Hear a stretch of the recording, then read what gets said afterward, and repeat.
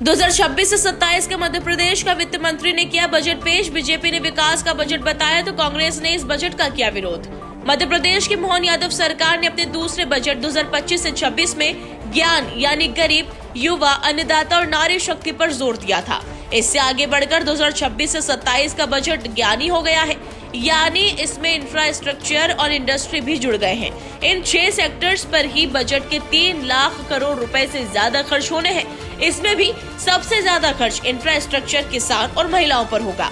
Budget के कार्यक्रम को मंदसौर के गांधी चौराहा पर लाइव सांसद सुधीर गुप्ता, पूर्व विधायक यशपाल सिंह सिसोदिया, नगरपालिका अध्यक्ष रामा देवी गुर्जर एवं बड़ी संख्या में कार्यकर्ता नेता मौजूद थे। मंदसौर जिला भाजपा अध्यक्ष राजेश दीक्षित ने कि विकसित भारत 2047 की यात्रा में मध्य प्रदेश भी 2 ट्रिलियन की अर्थव्यवस्था बनकर अपनी भागीदारी दृढ़ता के साथ करेगा। सांसद सुधीर गुप्ता ने बजट को किसानों को एवं महिलाओं को एजुकेशन, हेल्थ को फोकस किया गया है।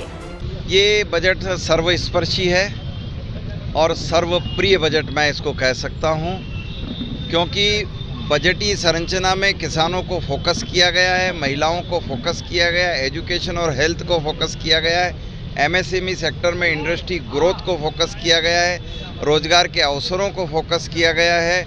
और मैं जहाँ तक देख पा रहा हूँ, इरिगेशन से लेकर इंफ्रास्ट्रक्चर तक सभी चीज़ों पर बजटीय संरचना में ध्यान दिया है। रेवेन्यू पिछली बार की तुलना में अभूतपूर्व वृद्धि है और डेफिसिट को कम करने का कोशिश किया है। बजट सर्वव्यापी, सर्वस्पर्शी और विजन 2047 है। भारत का विजन माननीय मोदी जी के नेतृत्व में सर्व कल्याणकारी बजट है। सर्व वर्ग को, हमारी महिला हो, किसान हो, गरीब युवा हो, और सबके लिए फ़ायदे का बजट है।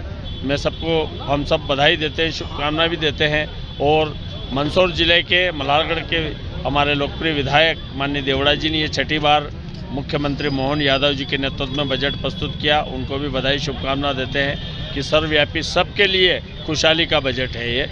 और आज लगातार जो मध्य प्रदेश में सड़कों का, तालाब का और जो डेवलपमेंट बढ़ रहे हैं, चाहे वो शिक्षा के क्षेत्र में हो, हमारे स्वास्थ्य के क्षेत्र में हो, किसानों के हित में हो, सब में मध्य प्रदेश अग्रणी है। और किसानों के लिए तो ये देश अभी नया उत्पादन, जैसे आज पशुपालन में नई उपलब्धि हो रही है, तो ये सारी चीज़ें मध्य प्रदेश को अग्रिम बनाने के लिए बहुत अच्छा बजट प्रस्तुत हुआ है। सबको बधाई देते हैं। जिला कांग्रेस अध्यक्ष महेंद्र सिंह गुर्जर ने मध्य प्रदेश सरकार के इस बजट को गांव, गरीब, किसान और मध्य वर्गीय परिवार के हितों के साथ खिलवाड़ करने वाला बजट बताया। मंदसौर जिले में बेमौसम बारिश और ओलावृष्टि से तबाह किसानों को राहत न देना बेहतर दुर्भाग्यपूर्ण है। आज जो बजट मध्य प्रदेश की सरकार और वित्त मंत्री ने प्रस्तुत किया है, ये बजट किसानों सहित आम जन विरोधी बजट है। जो मध्य प्रदेश के किसानों और आम लोगों को जो उम्मीद थी इस बजट से, वो बजट पे पूरी तरह से निराशा का माहौल है।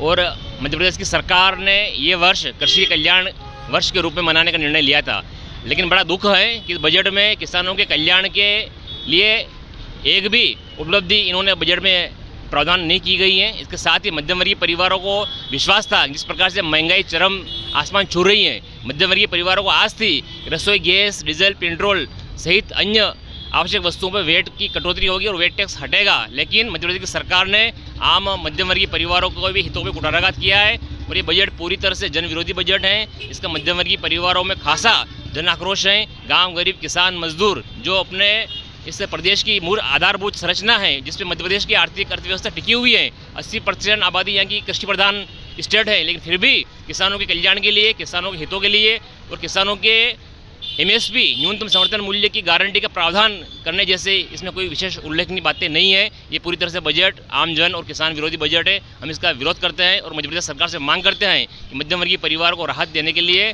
तत्काल इसमें प्रावधान किए जाए ताकि आम लोगों को राहत मिल सके।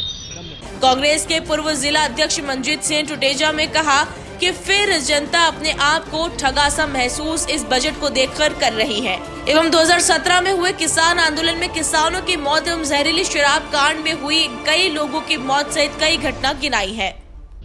देखिए, बजट में इस बार फिर मध्य प्रदेश की जनता खुद को ठगा सा महसूस कर रही है, क्योंकि चुनावी वादे जो भारतीय जनता पार्टी की सरकार ने 2023 में किए थे जिसमें हमारे किसानों के लिए धान की कीमत 3100 रुपये होनी थी, गेहूँ 2700 रुपये कुंटल होना था, हमारी बहनें जो लाडली बहनें 3000 रुपये उनका होना था, और तो और गैस का सिलेंडर 450 रुपये होना था, जो नहीं हो पाया। जनता अपने आप को ठगा महसूस कर रही है। सरकार लगातार कर्ज में डूबी है। कल ही की बात है कि 5600 करोड़ रुपए मध्य प्रदेश की सरकार ने फिर से कर्ज लिया है। तो ये कंगाल सरकार मध्य प्रदेश की जनता को क्या दे पाएगी, क्योंकि मध्य प्रदेश की स्थिति ऐसी होगी, प्रत्येक व्यक्ति, मध्य प्रदेश के प्रत्येक व्यक्ति पे 74,000 रुपये का कर्ज है। अगर ये वित्त मंत्री कुछ देना चाहते तो इस मंदसौर और नीमच को कोई बड़ा उद्योग देते। मंदसौर का एक बहुत ही बड़ा प्रमुख पूरे जिले का अस्पताल है, जिला चिकित्सालय, वहाँ एसडीपी मशीन नहीं दे पाए। सोनोग्राफी के लिए हमारे जिले के लोगों को बाहर जाना पड़ता है। ऐसी स्थिति में ये अगर वित्त मंत्री कुछ दे पाए बजट के नाम पे, तो सिर्फ आज तक की जो इनकी उपलब्धि है वो हम जो देख रहे हैं, जब से वित्त मंत्री ये मंदसौर जिले का प्रतिनिधित्व कर रहे हैं, हर बार ऐसा लगता था कुछ बड़ा देंगे, ये दे पाए तो ये वो मंदसौर है जहाँ 6 किसानों की गोली मार के हत्या कर दी गई, उस मंदसौर का प्रतिनिधित्व कर रहे हैं इनके द्वारा। यहाँ तक कि जहरीली शराब से लोग मर जाते हैं, व्यापार का बड़ा घोटाला हो जाता है, पर ये मंदसौर को कुछ बड़ी उपलब्धि नहीं दे पाए। यहाँ तक कि इस मंदसौर में लगातार जो लोगों की एक महत्वाकांक्षा थी कि वित्त मंत्री यहाँ के जगदीश देवड़ा जी हैं, जगदीश देवड़ा जी खुद यहाँ का प्रतिनिधित्व कर रहे हैं, पर जगदीश जी तो हर वर्ष धनाढ़ होते जा रहे हैं, पर जनता कंगाल होती जा रही है। इस बजट की हम निंदा करते हैं। बजट में मंदसौर फिर ठगा सा महसूस हुआ, बजट में कुछ भी मंदसौर को प्राप्त नहीं हुआ है।